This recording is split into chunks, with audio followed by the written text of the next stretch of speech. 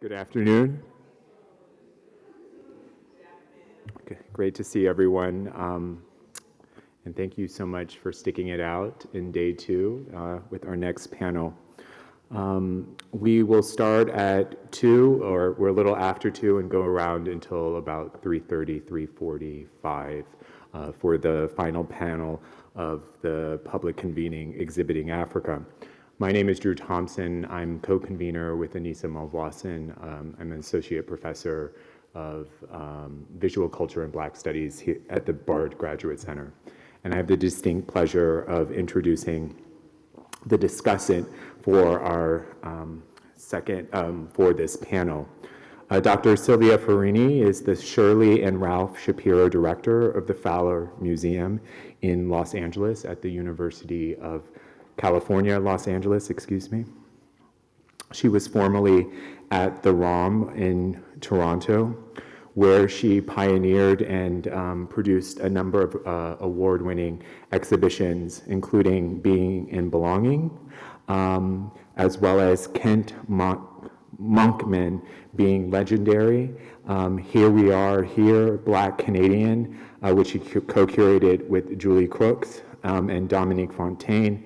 And from 2013 to 2018, she co-curated Of Africa, a multi-platform project aimed at rethinking historical contemporary representations.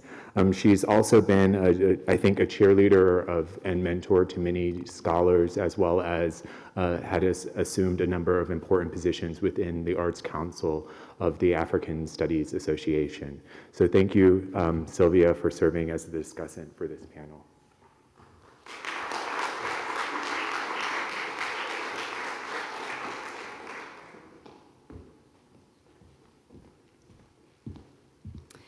Thank you, Drew, and welcome everybody. So good to see so many friends and colleagues here today for the final panel of what has been a really thought-provoking and exciting gathering.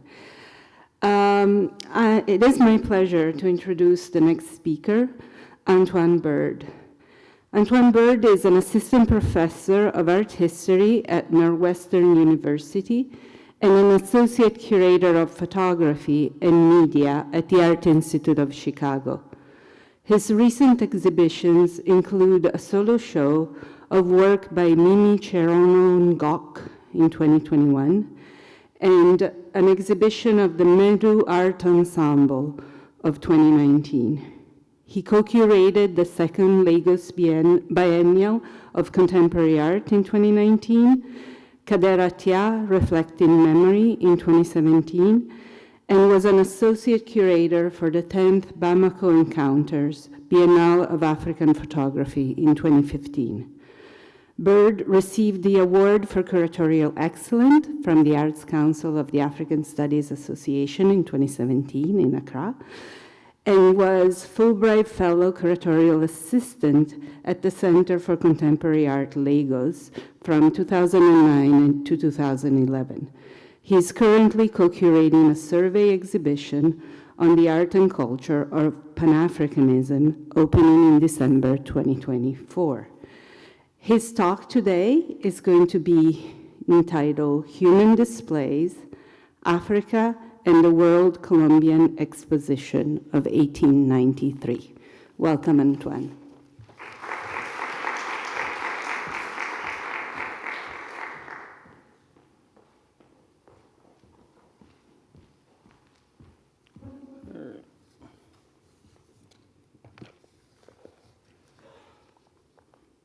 Hello, everyone. Good afternoon. I'd like to start by thanking Sylvie for that warm introduction.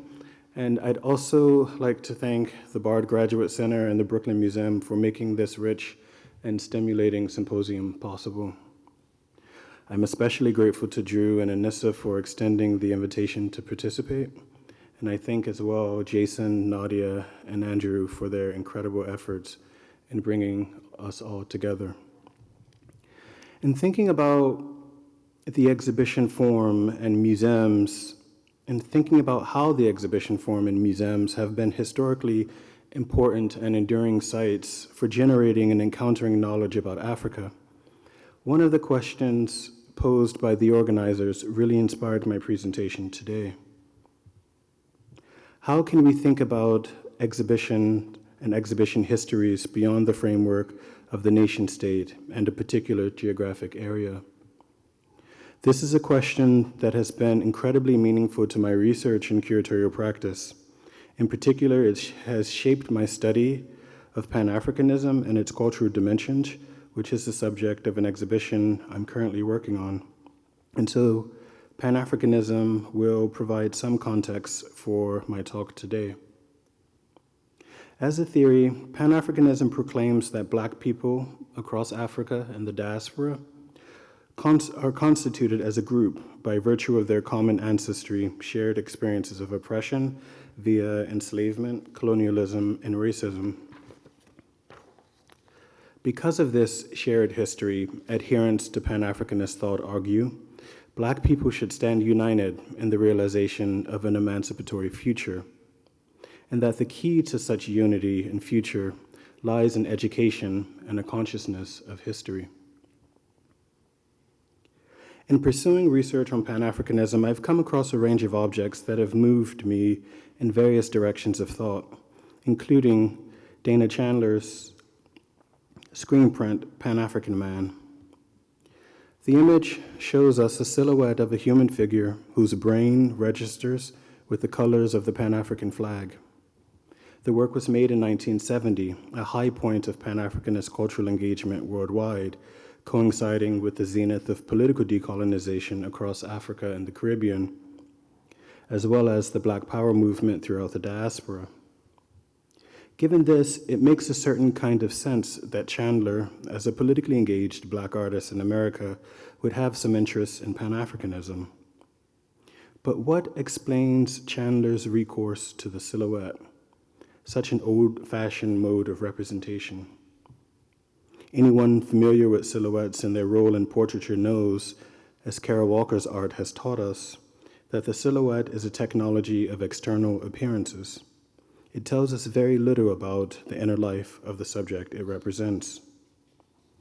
Chandler seems to acknowledge this representational deficiency by assigning the subject a brain, thereby alluding to and undermining the silhouette's history of use by Eurocentric scientists who, beginning in the late 18th century, employed the silhouette as one of their instruments in perpetuating racial stereotypes about Black subjects as inferior and subhuman, thinking that dovetailed with the work of social Darwinism in promoting biological claims of hierarchies among the human races. Another instrument in perpetuating such theories were universal expositions and world fairs, especially during the second half of the 19th century. Cosmopolitan cities across the globe hosted universal exhibitions, which sought to celebrate the best of human achievement in culture, science, and industry. These events routinely attracted millions of visitors who were eager to experience innovations in modern architecture, amusement attractions, and the latest technological developments. Yet, they were hardly spaces of ideological neutrality. Rather, they sought to inculcate illusory worldviews that mirrored prevailing social attitudes about race and cultural difference. We see this most vividly at the World's Columbian Exposition that took place in Chicago in 1893. As part of America's celebration of the 400th anniversary of Christopher Columbus's arrival in the New World, the fair coincided with some of the earliest efforts to theorize Pan-Africanist thought. Yet it also provided a forum for rehearsing the kinds of scientific racism that Chandler's screen print brings to mind. Spanning over 600 acres in Jackson Park on Chicago's South Side, the fairgrounds of the Chicago World's Fair was dubbed the White City because, as this image suggests, its white buildings and its immaculate environment.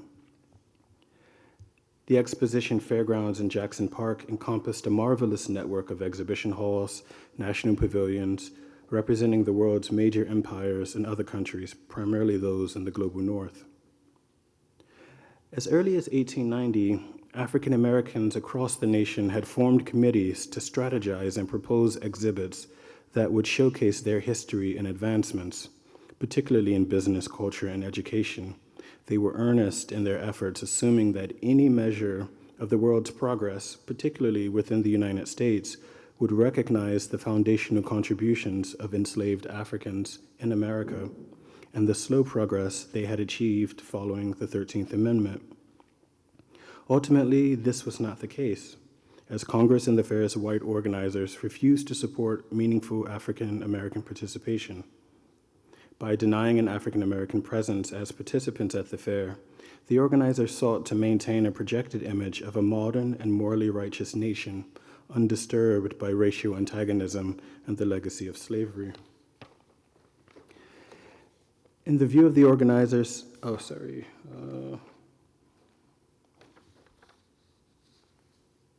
Yet, in the view of the organizers, this projection still required a foil to legitimize white supremacist hierarchies of race and civilization. The racism that underwrote the exclusion of Black Americans dictated the terms through which the majority of the fair's ethnic and racial difference was encountered. This was most apparent along the Midway Plaisance, which occupied a mile-long site off Stony Island Avenue at the western limits of the Jackson Park Fairgrounds.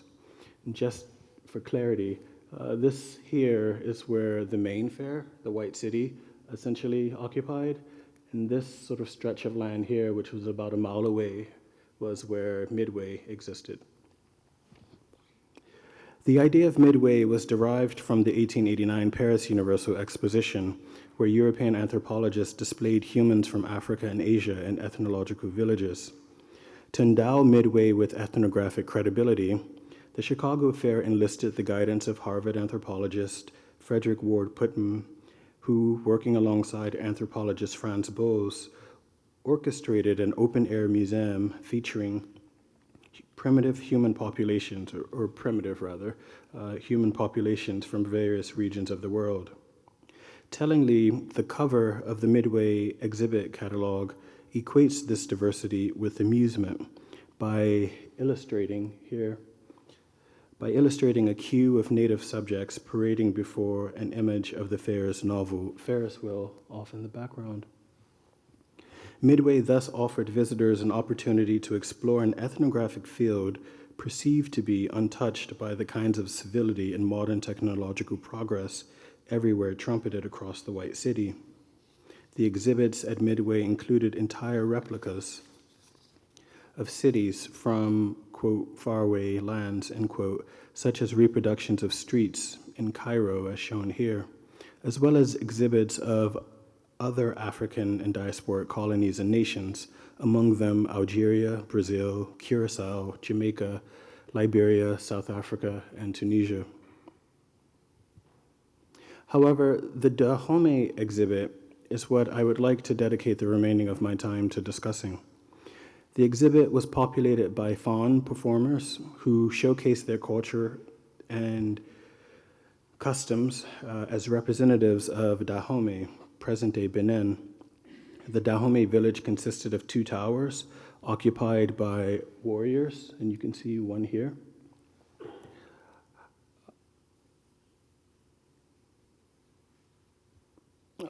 Occupied by warriors, 3 houses, and a group of huts.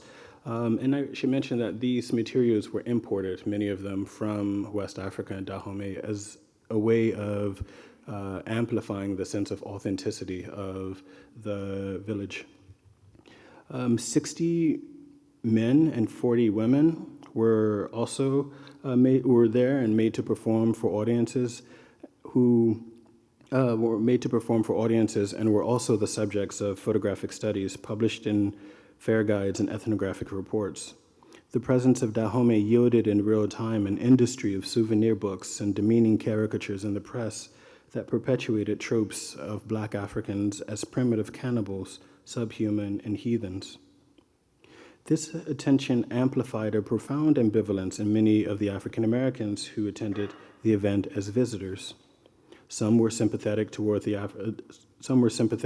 visiting African populations and perhaps respectful of the pride they held in their cultural traditions.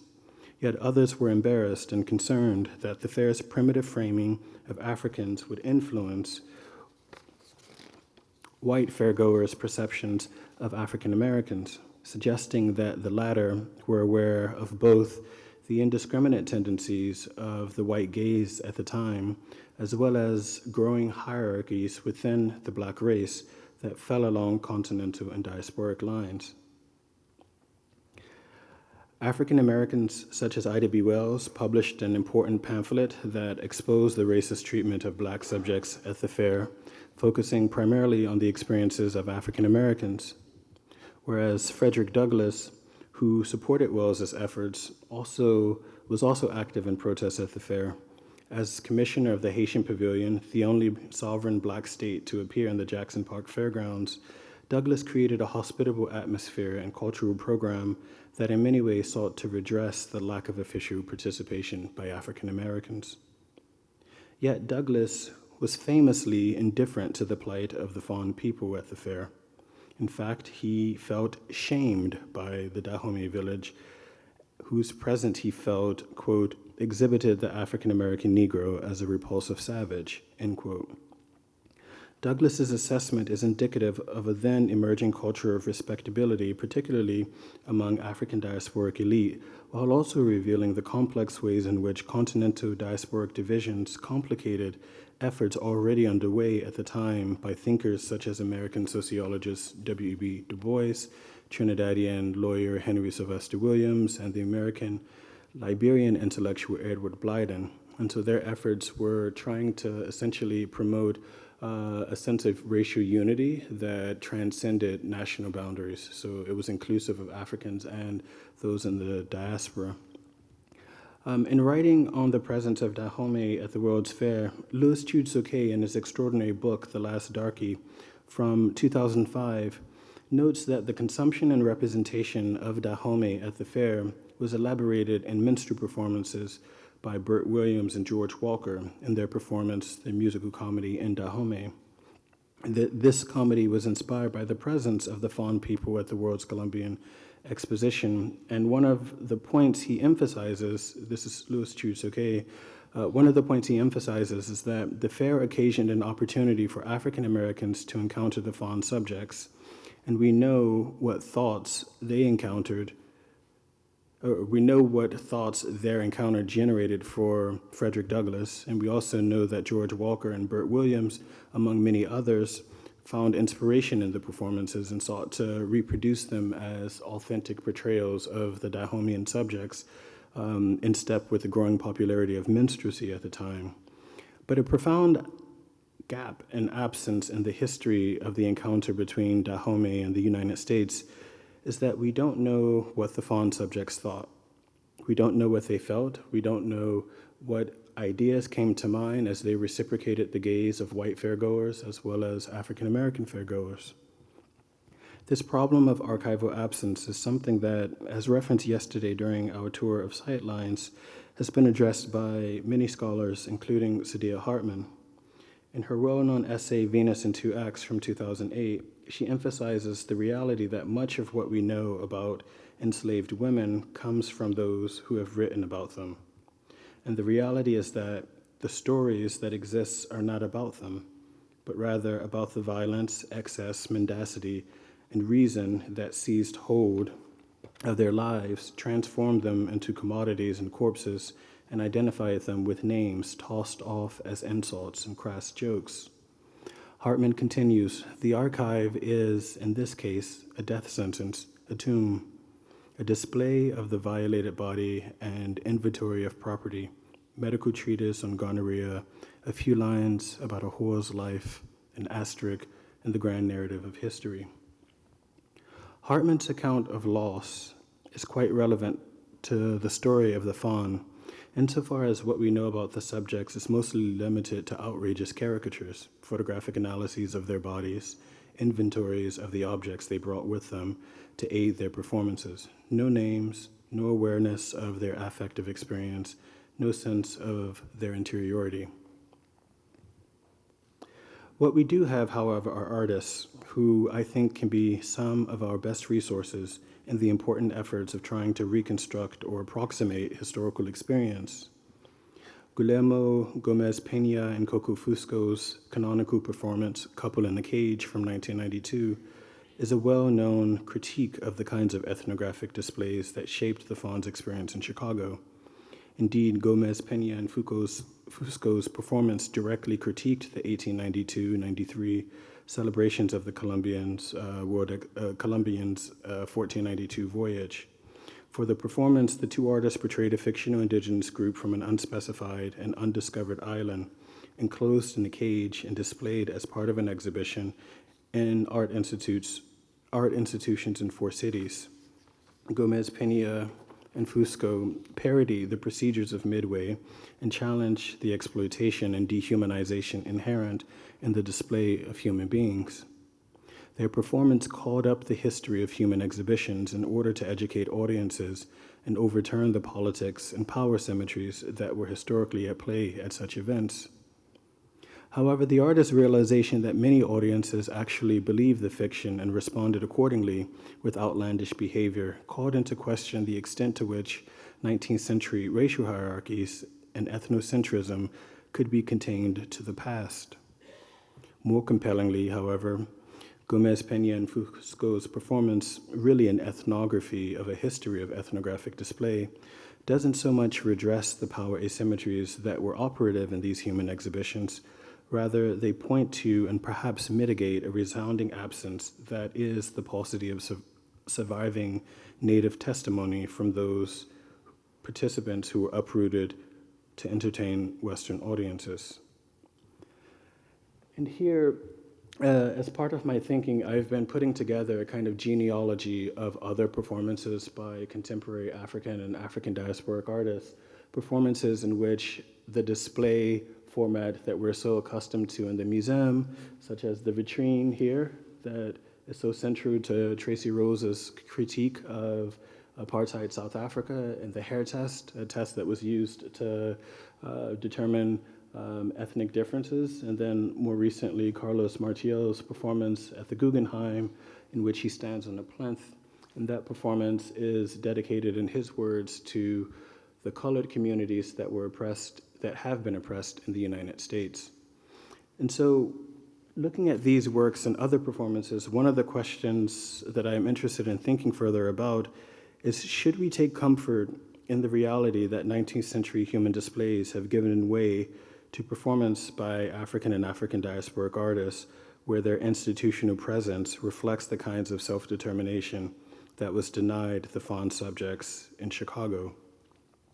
Or should we lament the sense that for contemporary artists today, they're compelled to perform their own subjugation because although the conditions of anti-Black racism the Fawn endured have changed, the violence still is present? Thank you.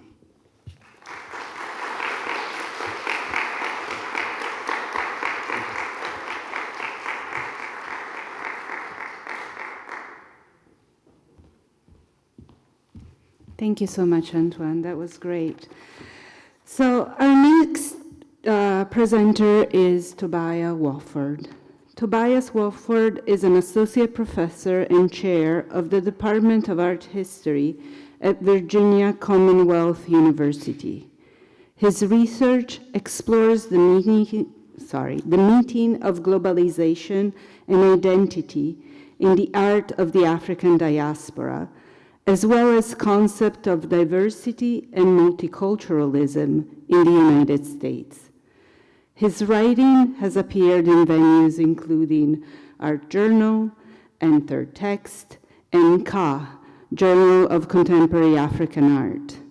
In 2021-2022, Wofford was a senior fellow for the Getty Research Institute's African American Art History Initiative. Tobias' paper today is entitled The Diasporic Networks of Hampton University's Collection of African Art. Welcome, Tobias.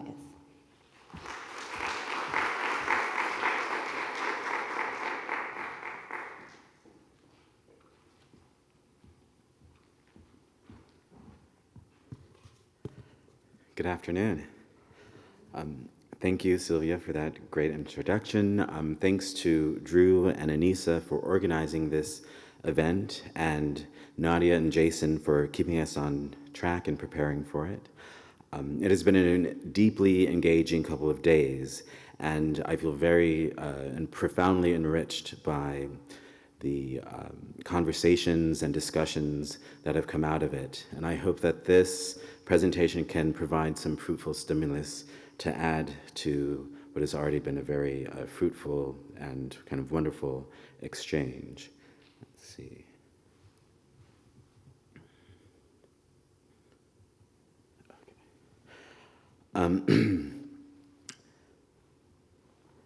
In considering an exhibition to reflect on for this conference, I immediately gravitated toward the current display of African artworks in the Hampton University Museum in Hampton, Virginia. Hampton is a historically Black university founded as the Hampton Normal and Agricultural Institute in 1868 by General Samuel Armstrong, who was the superintendent of one of the superintendents of the Freedmen's Bureau in Virginia. The Hampton University Museum was founded the same year and has always been conceived as an important part of the institution's educational mission. Of course, all museums imagine their audiences, and displays of African art in the United States have often been cognizant of, if not explicitly oriented toward, the possible service African art can provide to Black audiences who may come through their galleries, either as a source of pride or a means of connecting to, rediscovering, or indeed creating anew narratives of cultural patrimony. For example, the 1964 founding of the Museum of African Art was an important moment in the display of traditional African art in the United States. It was founded in the former Washington, D.C. home of Frederick Douglass and joined the Smithsonian Institution as the National Museum of African Art, or NMAFA, through an act of Congress in 1979. In the context of the 1960s, the museum's founder, Warren Robbins, pictured here on the right, described the institution as, quote, a pioneer among the many new museums of African and Afro-American culture springing up throughout the country, end quote. Further, Lisa Honig Fine counted it among the important Black art institutions in her book, Afro-American Artist, A Search for Identity, noting its unusually integrated board and staff, with, quote, an interracial board of trustees and a staff that is 70% Black. The museum exists to serve the capital community, whose public school population is 94% Black, end quote. In light of the museum's these museums' identity-making endeavors, John Peffer's suggestion of the African artwork as itself forming a diaspora sown through its context of dispersal with the potential to, quote, hybridize their subjects and their beholders in different configurations according to historical context, is especially salient. Drawing upon the works of theorists such as Alfred Gell, who was himself inspired by Africanist art historian and anthropologist Wyatt McGaffey, Peffer suggests that African artworks can represent an accumulation of encounters and relations, producing networks that may be traced over history if we attend to the object's biographies. For my part, I've been particularly interested in the relations created through Black collectors of African art and the ways in which their collections circulate to inform African American identity and culture. Hampton's collection is unique because the bulk of it was amassed by the famed African American missionary William Henry Shepherd at the turn of the 19th to the 20th centuries. It thus represents one of the earliest collections of African art in the United States generally, as well as a uniquely focused practice of collecting. Further, in their century-long history of display at Hampton University, the African artworks reflect the dynamic and shifting nodes and diasporic networks that offer a compelling story about the nature of historical and continued connections between the continent and its diaspora in the United States. Much has been written about Shepard's work as a missionary in the Congo, and those interested in reading more could read his autobiographical account in the 1916 Presbyterian Pioneers in the Congo, as well as writings by William Phillips, Ramona Austin, and Ira Dworkin's excellent book, Congo Love Song, African American Culture and the Crisis of the Colonial State, which also gives a really interesting context of the collection at the Hampton University. William Shepard was born right at the end of the American Civil War and grew up in an emergent middle class in Virginia's Reconstruction-era South. He was raised by devout Southern Presbyterians and attended Hampton Institute and later the Theological Seminary of Stillman College, where he was ordained a minister in the Southern Presbyterian Church. In 1890, Shepard traveled to Africa with the white missionary Samuel Lapsley to establish a mission in the Congo during the era of the Congo Free State, when the Congo was the personal regime of King Leopold of Belgium. After Lapsley's death in 1892, Shepard continued his missionary work, where he was successful partially through his notable ability to learn local languages. He eventually managed to enter the Kuba Kingdom and was welcomed despite the traditional prohibition of foreigners, especially into the capital city.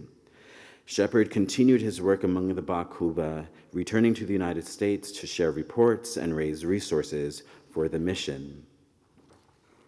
Among those who joined him were African American missionaries, including Lucy Gant, whom he married in 1894. Now, Shepard is most famous for his efforts to expose the violent exploitation of the Bakuba by the Belgians and their African collaborators. These were written in missionary reports and circulated in Hampton Institute's publication, The Southern Workman, and other venues throughout the first decade of the 20th century. His accounts of witnessing remnants of violence in piles of severed hands captured the imaginations of Americans, including Mark Twain, who included his descriptions in his 1905 pamphlet, King Leopold's Soliloquy. In this way, Shepard contributed to the growing international criticism against the excesses of the Congo Free State. Shepard, in fact, was eventually sued for libel by the chartered Compagnie du Kassai, and was forced to appear in court in 1909 by the newly established Belgian Congo regime, which had assumed control over the Congo in 1908. Shepard's growing collection of African artworks played a notable role in this international story of anti-colonial advocacy. The objects were important parts of how he described his missionary work. For example, this photograph of a fine Kuba textiles were illustrated in the Southern Workman in 1905 alongside an article titled Light in the Darkest Africa, which was an extract of two addresses by Shepard that described the carnage left by the Zapo-Zap, the African proxies who carried out atrocities on behalf of the Congo Free State's chartered trading companies. The caption to this work read, "Dresses and rugs made by Negroes of Central Africa who have never seen white people." Placed alongside the accounts of colonial exploitation, the works function as poignant examples of Bakuba expressive culture and evidence of indigenous African civilization under extreme threat by the colonial regime. In this sense, they made direct appeals to the Southern Workman's largely Black readership through the pages of the journal. As Shepard amassed his collection, it was clear that he had some intention to place them at Hampton. In the first year of his mission in 1890, Shepard wrote to Hampton Institute's General Armstrong that he had collected a number of items ideal for the museum's curiosities rooms. Yet it wasn't until 1911, after his permanent return to the U.S., that Shepard sold the collection of just over 400 objects to Hampton for the modest sum of $500, which is the modern-day equivalent of $16,000, according to official data's CPI calculator. In their initial installation, Shepard's collection was placed in Hampton's Curiosity Room, which already included examples of Native American and Native Hawaiian objects. Hampton Museum curator or director Cora Mae Folsom celebrated the acquisition by proclaiming that, quote, "the African collections should and do have a large mission in stimulating race pride," end quote. Yet arguably, the initial context of Shepard's display was very different from what we might expect of African art in museums seen today. When we think of early discourses of African art and racial pride in the United States, one might think more pointedly of Alain Locke. Locke is well known for his as the philosophical architect of the Harlem Renaissance, a term popularized by his 1925 edited volume, The New Negro. Locke was interested in encouraging a type of modernism that would push Black artists into the fore of American art, and argued that this was most possible in a turn to ancestral legacies found in African art. Locke was also an early writer and curator of African art.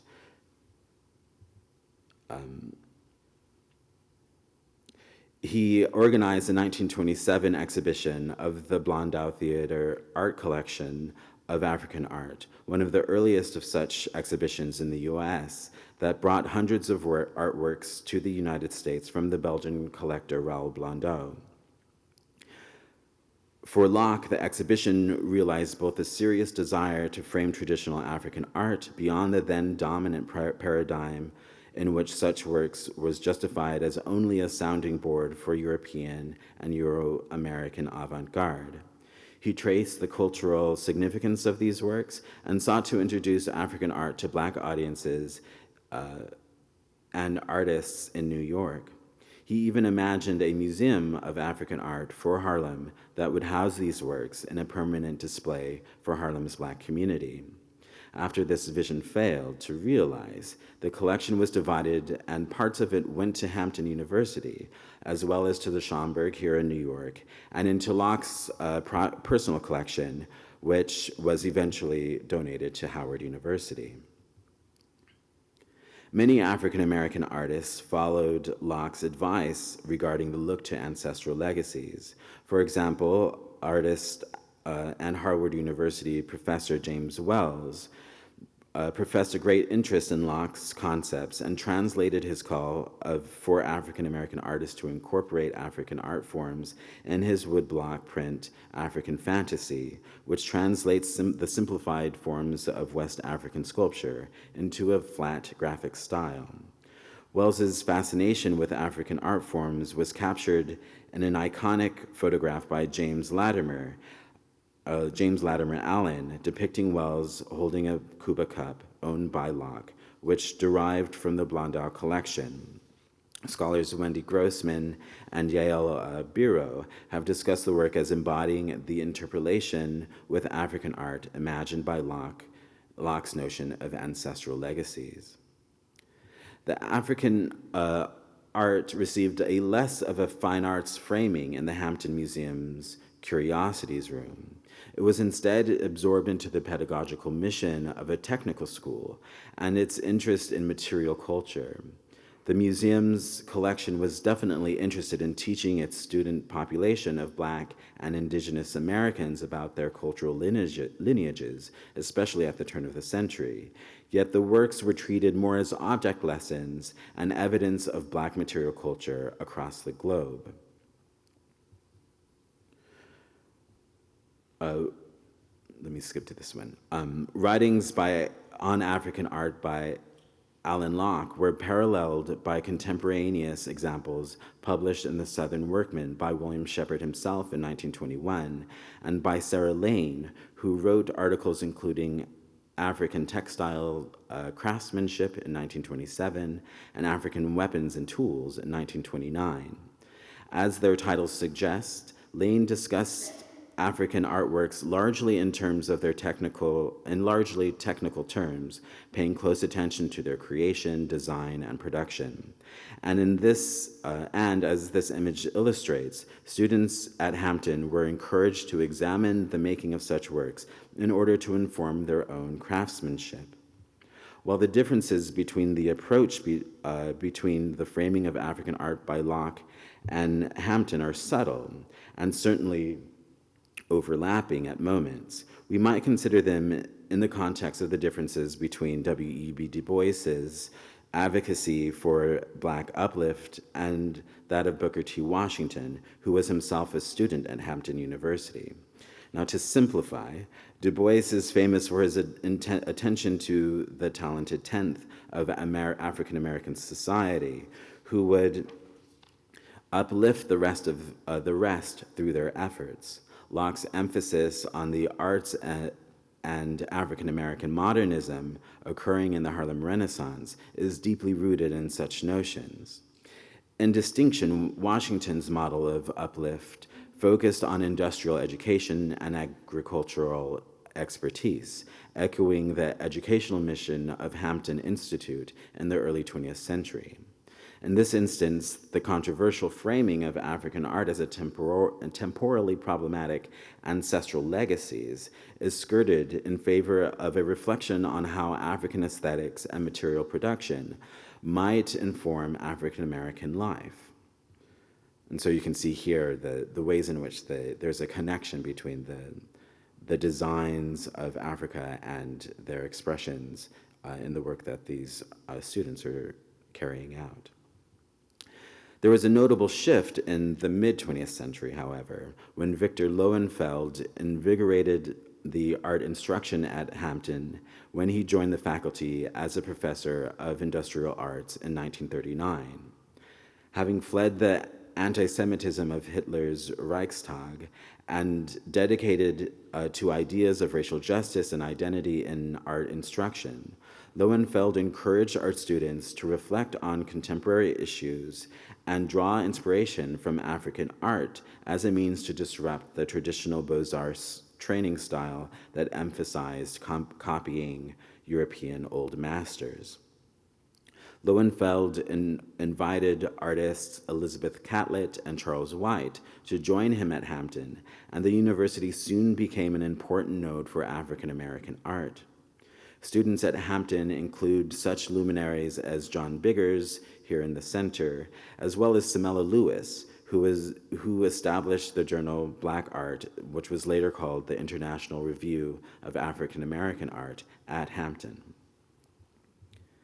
Biggers is an excellent example of the artistic engagement with Hampton's collection of African art. Biggers was among the early examples of the generation of African American artists who began to travel to Africa. He undertook his first trip, funded by a UNESCO fellowship in 1957, where he visited the newly independent Ghana, as well as other countries in West Africa. His paintings are best known for its reflection on African American culture and African traditions. This 1987 work, Shotguns, for example, shows the tradition of shotgun houses, which have been connected to African modes of architecture. The overall composition draws upon the geometries of African design seen in Kuba textiles, such as those at the Hampton University Museum. If we reflect on how the objects in Hampton's collection facilitate diasporic networks that connect the viewers in Hampton to the African artists, that created them, one important aspect of their preservation and display at Hampton is the extent to which the institution worked to document and highlight the layered stories of exchange that these works embody. Many of the works that Shepherd collected were acquired through various means of gifting and bartering. In fact, his autobiographical accounts often go into a great deal of the process of gift exchange and trading, which was, of course, an important part of missionary life for both survival and for gaining trust and connection with potential converts. Soon after the collection of African art entered the Hampton University Museum, Shepherd provided annotations for most of the objects, often describing simple elements of their use and function, as well as stories of their acquisition. One example is this ivory pestle, for which Shepherd provided the notes on the work's origin and collection. According to the object notes, the work was, quote, handed down from mother to daughter for many generations, worn near the end by hands, given to Mr. Shepherd for saving the son of the woman's life, the life of the woman's son, also used for pounding cloth. The narrative continued in greater detail with this really kind of incredible story. Quote, a young man traveling with Dr. Shepherd fell into a river with a heavy bag of cowries on his head. He sank. Dr. S. dove from a bridge, was caught by the young man.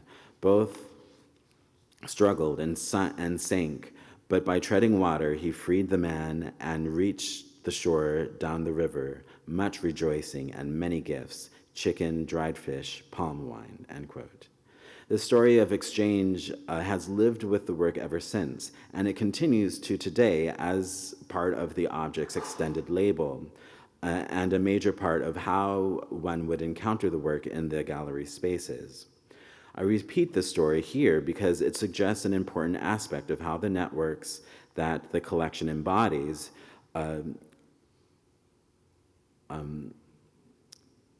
it suggests the networks that the collection embodies, and certainly as an aspect of cultural patrimony, but also as one of contemporaneity and mutual exchange that is echoed throughout the stories of connection expressed in the museum's display. The continued connection to the Bakuba can be seen at the end of the 20th century through examples such as Ngolo Shang Mbeki, the brother of Kata Mbwiki III, who has been the ruler of the Kuba Kingdom since 1969. Ngolo Shang Mbeki attended Hampton University in pursuit of a business degree and graduated in 1993. Hampton newspaper The Daily Mail celebrated his presence in a 1993 article titled Artifacts Link Student, Tribe with School, in which Mbeki tied his interest in attending Hampton with the artworks and tradition of Kuba culture at Hampton. The prints later provided interpretive information for the collection. This was further emphasized by a visit of Kata Mbwiki III, when the king visited Hampton for the first time to view the art collection.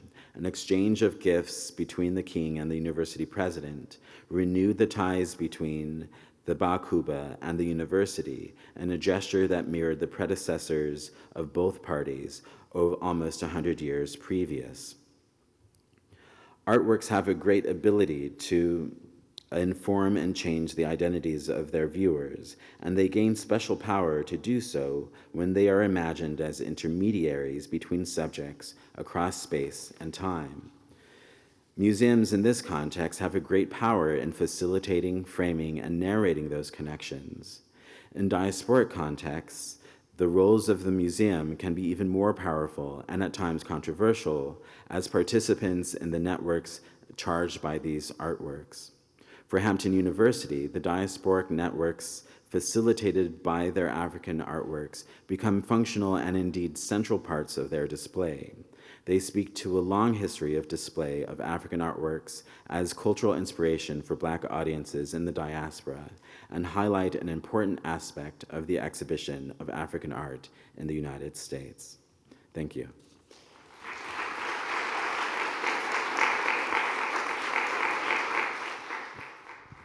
Well, thank you so much, Tobias and Antoine, for these really interesting and very different, but also in a way very related papers. You know, you both tackle a very specific time in history and different forms of encounters between the diaspora and African people and African art.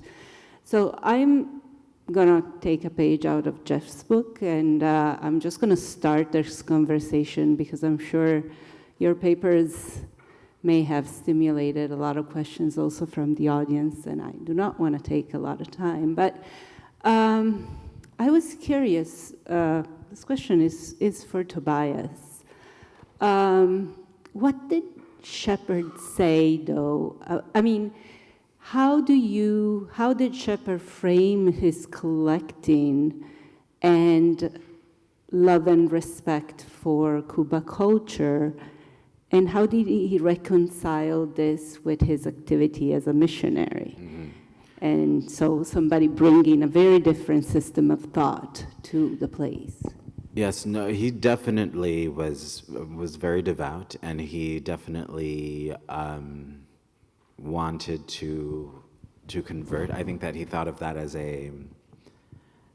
a good thing, you know, not necessarily. There is some discussion of the extent to which he's, you know, how he's critical of the extreme violence of the Belgians, right, and the Congo Free State, but he's not necessarily. He does think of like bringing Christianity as an important part of what should be done. And so there is that. I mean, I that is something that that is there in this kind of relationship, and even the objects. You know, this of course is before a broader conception of these works as art per se, right? Which is as a weird thing anyway, right? But and so I think he's thinking of them as curios, and he's writing back and saying like, I have these great curios, and this is going to be perfect for as object lessons. He's definitely, this is the land of my forefathers, is, you know, what he says of the Bakuba kingdom, and in fact, and Alyssa mentioned this yesterday. One of the interesting stories that I think is really quite fascinating when he first goes to the Cuba Kingdom, which has a historical prohibition against any foreigners, and so he's allowed to come into the kingdom and into the central city, and there's a kind of ceremony that is kind of celebrating this fact, and he's allowed to meet the king and sit next to him during the dance, and he says. Part of the reason that he's allowed to enter is that there's a word spreading that he is the reincarnation of an ancestor, and so this is why he's allowed to be there. And in his autobiography, he says, you know, he leaned over to the king and he said, you know, I should let you know that I'm not a reincarnation of an ancestor. You know, I'm just, you know, this Christian guy that's going to try and convert you, I guess, right? And the king is like, oh, well, you know, right, yeah, right, you are. You don't know it, but you are, right? And I think of that as like a really interesting dynamic, right? Because it is, again, like a facilitating of these networks. And I think of this story as like one way in which the Cuba king is like, okay, I'm making an exception. And how do I justify it? Of course, I'm going to say, well, this guy's actually Bakuba, right? And I feel that it's very much a diasporic story of allowing the ways in which Africans have invited the diaspora back, right? That is like functional, and I see it in examples like Alex Haley in the 70s, right? But there is always a little bit of friction and difference that also sits alongside those kinds of invitations on both sides, and both are kind of giving and making space for the other in a dynamic conversation, you know. I don't know if that totally answers your question. No, for sure. But I think, I mean, it's interesting how this friction is also so evident in your paper, Antoine. Just this real difficulty of reconciling or enacting truly a form of Pan-Africanism when confronted with the African body or a certain representation of African bodies that is clearly framed in your case by a very specific agenda of the colonial exhibition, but that still really reveals some very significant fault lines that are difficult to bridge. And in your experience, were there other encounters with Africans around that exhibition that may have tempered or somehow complicated this tension that you are revealing from some of the most prominent representative of the elite, the Black elite that was visiting the fair? I mean, I think that's a great question. I haven't analyzed as much as I'd like the reception, for example, of the Egyptians or the Algerians, and the extent to which they were also perceived as, you know, subhuman, or if that was a category that was, you know, reserved for Black subjects, right? And I think thinking earlier about the divisions between, let's say, North Africa and West Africa, the conversation about Byzantium and the disciplinary fields makes me wonder if there were sort of gradations. And again, thinking also about social Darwinism and how there was this sort of hierarchy of the races, and the Black subject was always at the lowest rung of the ladder. And it's also interesting that, you know, the reception of the fair, when I started looking at, you know, a lot of sources that were published contemporaneous with the event, almost everyone spoke about the Dahomeans. I mean, it was the subject that dominated all of the coverage. I think in part because there was this sort of fascination with the myth of the Fawn people as being these warriors, but it also enabled an outlet for Western projections about, you know, cannibalism and all of these other tropes that were used to, you know, justify an imperial project, especially, you know, right after the Berlin conference and then the Brussels conference. And so, yeah, I think it's all sort of tied up in those discourses. Yeah. For sure. And another connection that I was seeing between, and it's kind of a contrasting connection if you want. I mean, Antoine, you talk about bodies that are objectified, and you talk about objects that are rehumanized in a way. So there is this tension and different ways in which the relationship between human and objects are articulated in your two cases. And I don't know, maybe that's something that it's worth reflecting a little more on and seeing in which ways. I mean, there seems to be a continuing difficulty of fully embracing the human, that it's still strikingly true today when we see how easily objects travel through borders and how challenging it is for people to actually meet.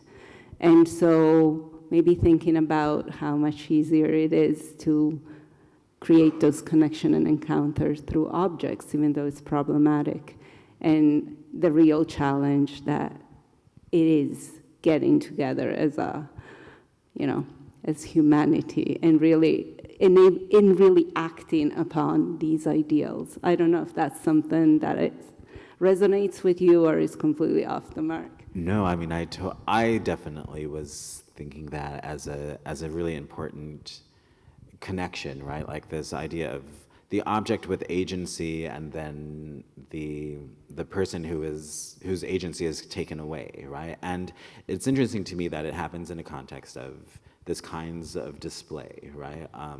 And so I think, if we're talking about exhibiting African art, I feel like this is two sides of a very similar coin here, and I really do see that connection.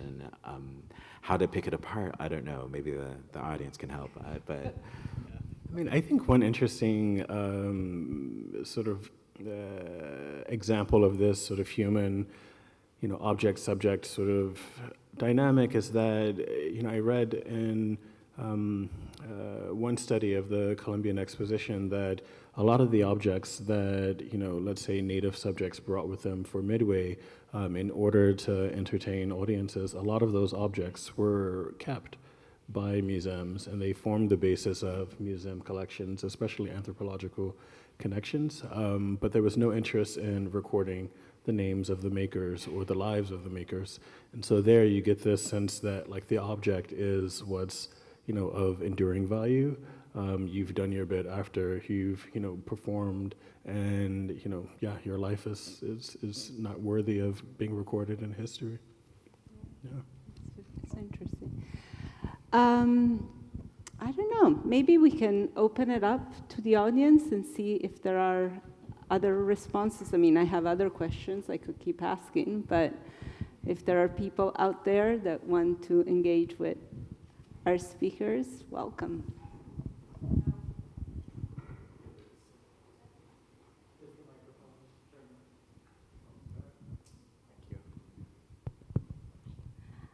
Hello. Wow, thank you so much for this completely productive and overwhelming and messy and complicated pairing. Kudos to Drew and Anissa for this. It's been really useful, and I'm trying to think through, I'm very interested in African American interventions and complicity in producing or purporting narratives about Africa through African art exhibitions, and the ways historically and perhaps today that has reproduced white supremacist hierarchies. I mean, I'm so struck by the William Shepard photo of him with top hat. It reproduces such like a colonial, photograph, the hierarchy in the pith helmet. And then, of course, Frederick Douglass's repulsion or complicated feelings about seeing the Dahomey on display. So I mean, this is a question. This is also a self-critique, because I'm an African American that studies the history of like African representations in museums, also working at the Penn Museum, hoping to curate an exhibition about some of this stuff, watch that space. But I'm interested in I'm wondering how the future will look back at us now, and wondering about how you navigate your own role as intermediary. We're trying to like investigate these spaces that we can't access, but we too, there's something beautiful in acknowledging our own inabilities and our own inadequacies, maybe, as African Americans, if that's how you identify, in doing this work. So that is a question and comment, thought. I'll say that when I was putting together the presentation, and parts of it are excerpted from a larger article that I've been working on, I had to convince myself that my job wasn't to try to save the people who were in the fairs, but rather to try to figure out how filling gaps can lead to better questions about our understanding of the human, the Black human especially, and the Black human in spaces of institutions, and how bodies are read. So I think that I mentioned this because my first response to the material was one of empathy. I felt really uncomfortable with it, and it raised all kinds of, emotions, especially the further I have gotten into it, looking at some of the ethnographic portraiture, some of which is in the Peabody Museum at Harvard. And so wanting to, somehow just be clear for myself what it is that I'm looking at, because I think emotions can somehow, at least in my experience, cloud a kind of judgment at times. I don't know if that answers your question, Yeah, and for my part, I guess I think of what I'm really interested in folks like Shepard or like Locke, and like these generations where they're definitely they're entrenched within a white supremacist society, right? And in some ways they reproduce it. It's hard not to, but they're also in some dynamic ways pressing against it and trying to imagine a way out, right? Or imagine a better way. And in some ways, I find that very inspiring, right? As an African American scholar who is also trying to, I guess, imagine a better way. And I am definitely, I use these histories to understand the present in a lot of ways. And so in some ways, my thinking through the challenges and shortcomings of our ancestors, right, is an inspiration and a lesson for how to try to be better today, if that makes sense. And that's as much as we can do, I feel. But I look to other artists today who are doing amazing work, imagining new possibilities, right? And we can do that both by engaging. We can't do it without engaging the past, right? I think we have to, because there's going to be reproducing a lot of stuff. And so like, as a model, I guess I look to these writers, these collectors, to see, wow, how did it work for them, and what ways have they fallen short, which I think is part of the really interesting thing, because Shepard is such a wonderful character, but he does really reproduce a lot of really problematic things, in some ways as a means to an end, right? And that's the same for Alain Locke, which his ancestral legacies is in a lot of ways deeply problematic in the ways in which they use works that were produced contemporaneously to him, as ancestral, right? And that's what I think is interesting about Shepard, is that he's not doing that quite as much or in the same way. And so they each offer a possibility against the other in some ways. I don't know if that answers your question, but thank you for it. It is one that we have to think about always, right? Well, I'd like to commend you guys. You're doing a great dance in this cage, of how we have been interpreted, how our people have been interpreted, and how the evilness of white control has created this immense capacity in ourselves for self-hate. Mm-hmm. But another thing that I'd like to point out is that we, as African Americans, fundamentally are Africans without memory and Americans without agency. And that realization came to me once when I went to visit the anthropologist Elliot Skinner, who was at Columbia. And I told him I was going to Africa to make pictures, and he said, well, you're gonna do what? I said, I'm gonna go make pictures. He said, but you're not African. He says, 9/10 of what you look at you won't understand because you're not African. So you have to go and research and read this and this and this and this to find out what is the African conversation among themselves. And I'm sure at some point you guys have probably seen the value of that, and I appreciate your appraisal of Locke's complexities as well as Shepard. But you know, it's how we are socialized, and how do we get beyond that is you guys trying to solve that problem will get us closer to the meaning, real meaning of what we're looking at. Thank you.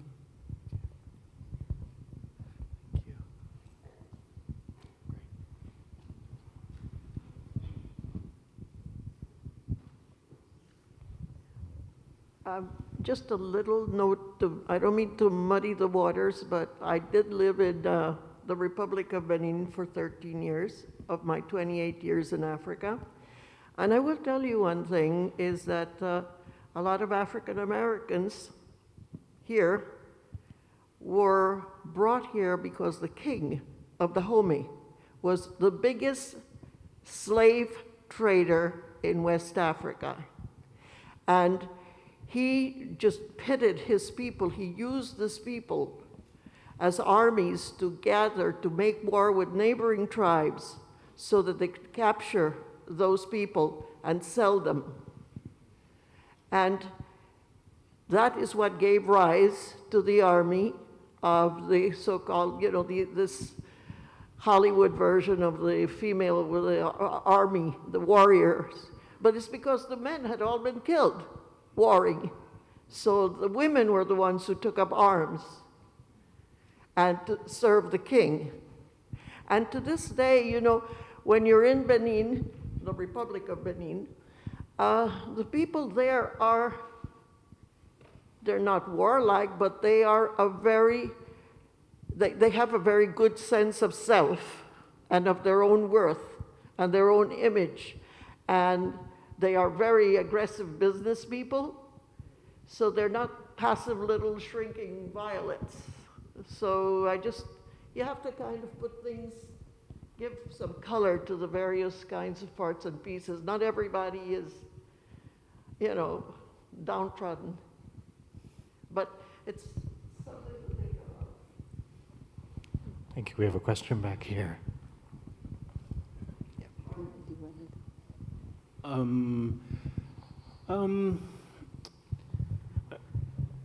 I thank you for that comment.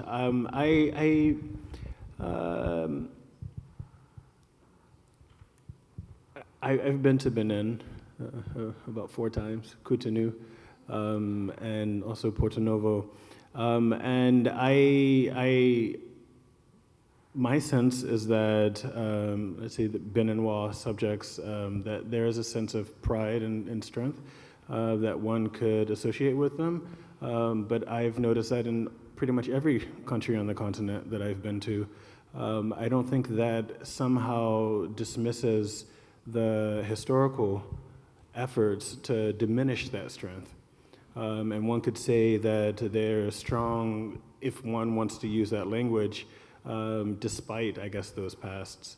But I don't, I think it's important to be, I guess, nuanced in the claims that one makes about the conditions that a set of people find themselves in and the systems of power that mediate those conditions. And so in the case of the human exhibitions that happened in 1893 in Chicago, or even prior to that in Paris or in so many other cities, I think the conditions that, you know, people were in a sense forced into naturally belied, you know, the sense of pride that their, let's say, countrymen or women felt. I mean, I think about, you know, Sarah Bartman, for example.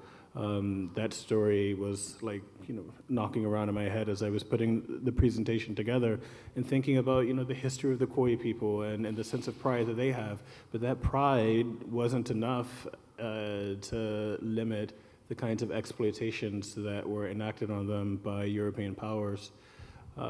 So I understand your point, but I do think they're separate things. Yeah, thank you. Thank you so much. I guess I'm going to take a cue from the last person who spoke, and every time I'm faced with historical exhibitions, especially ones that are meant to be like a reimagination of or reinterpretation of Africanness or even Africans and the diaspora. As a curator myself, and Imagine One, I'm always asking myself, what role, what our role in this? Especially because I think that we are, as young people, recipient of ancestral mistakes or whatever has been done, depending on what side of history you fall into. But somehow we take up this burden of filling the shoes that some people are meant to have, filled, or like things that are meant to have been set straight before now. And that kind of creates like a huge burden on, on curators, on writers trying to project, trying to do their best to create the right kind of image, especially in, Western countries and all of that. I mean, it didn't really mean much to me until I had to come here for a master's program, and then the reality, I mean, it feels so much stronger than when you are on the continent than when you are abroad. So I think my question is in two parts. First, as I wanted to know what, every time you're putting up an exhibition, or you're writing, or you're doing research, what role in what capacity do you see yourself in, as a mediator, as an interpreter, as a keeper, or whatever role that is, and to flip the coin on people who are coming into, who have been, it's like, people dumping history on your lap and telling you to figure it out, or sort things out, or, just do your part. And if you flip that, what do you want, I mean, someone like me, or, generally people who come into the exhibit, people who come in contact with your paper, what stand do you want them to also take as two people on different sides trying to do their best with what we are currently faced with, or what we are left with?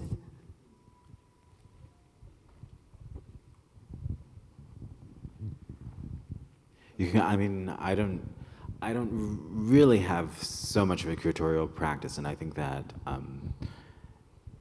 the question for a curator is very different than for someone who's an art historian, or a scholar, because the ways in which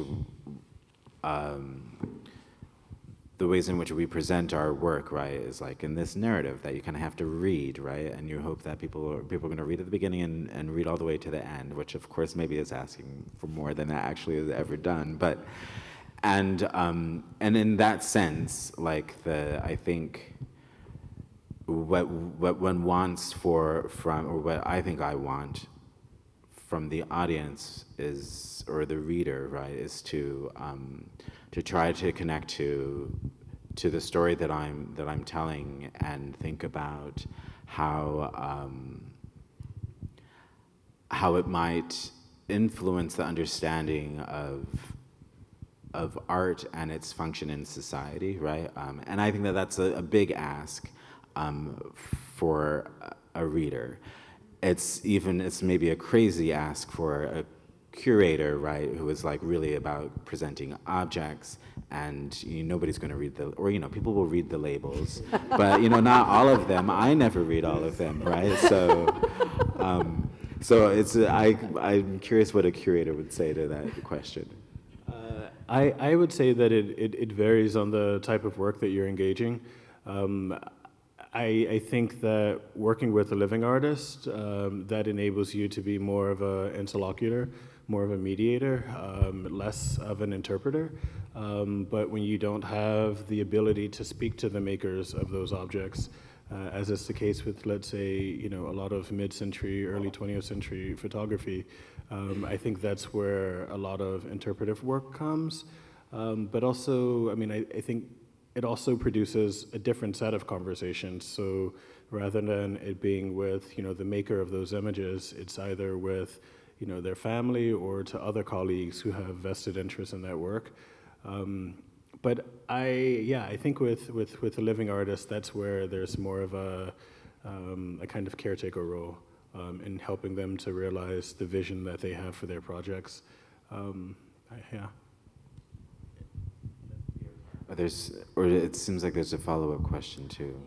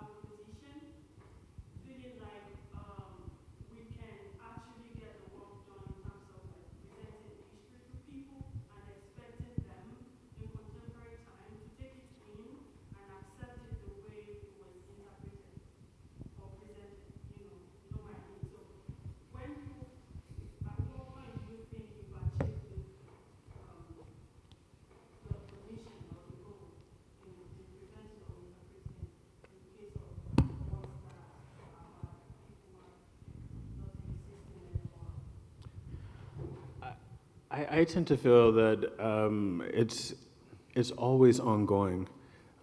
Even an exhibition that you do with a living artist, in the best of cases, that's the beginning of a set of conversations that will evolve over, let's say, 5 or 10, or even, you know, a lifetime in some cases. I think when it's historical material, you're passing the baton on to the next curator or art historian who is going to come and muck up any claims that you've made because they've done new research or they have a new set of archives or new tools to ask better, more sophisticated questions.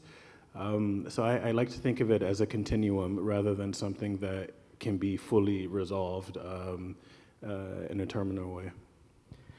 Yeah, I would. In echoing that, I think it's kind of like the work is never done, right? It's a process, and every, you know, bit of writing or talk, right, is kind of layered onto the process in a way. And I think of that wonderful pestle, right, that is like worn through the families and passed down, and that story, if we're doing our job right, like those stories accumulate with the artwork and move forward, and hopefully in the future, the stories that I'm layering onto it, and maybe some of the stories that have been erased over history that hopefully we can add to it, right? Move on with it.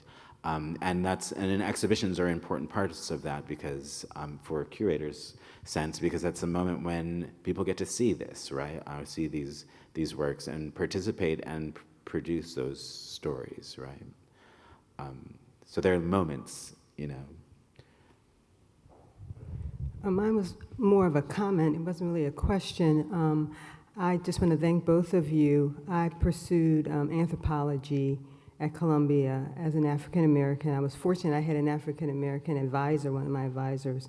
But when we were confronted with this whole idea of can you be neutral and study African culture, African American culture, and there was always a bit of a tension there. And then they would turn to examples of Shepard and say, you know, he was somebody who was able to do that, although it was based on a myth, right? The access that he got was based on believing that he was an ancestor, and so that wasn't encouraged. But there were other means, so we looked at those examples as examples that we could take of what to do and what not to do. And it was part of, just like you said, it was a continuum. So you looked at yourself as somebody that was just, the torch was passed to you. You learned from those examples.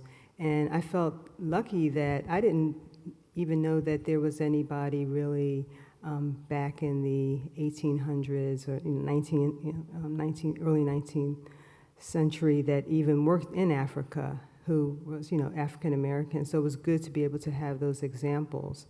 And I think as curators, you're in a unique position because you can have it's legacy, and you can determine how you want that legacy to be passed on to the future. So just thank you for giving us a different perspective. Thank you for that. Okay, I see that Drew and Anissa are there hovering, so that's probably means that our time is up. And thank you so much. This was so stimulating, thought-provoking, and you raised some really meaningful questions. And I do think that what we're the Dahomean thinking is something that it's worth keep looking for somehow, and trying to bring back the humanity into everything we do, and just really reconnect objects and people in the most meaningful way we can with all this layering of history. So thank you, and we're off.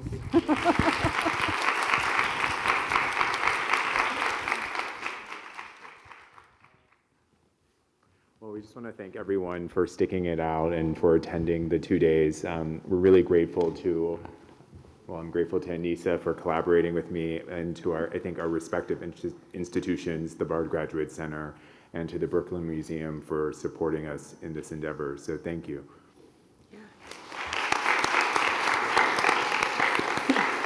I don't have much else to say. I really do echo Drew's sentiments, and today and yesterday have been so insightful and dynamic, and I've learned so much from all of you. So thank you so much for making this symposium what it is, and I'm really hoping that we can continue these conversations, and this is kind of like a starting point for like the field of African art in all time periods, in all respects.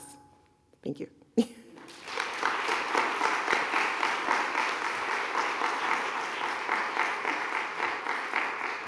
No, you're free to go. Yeah.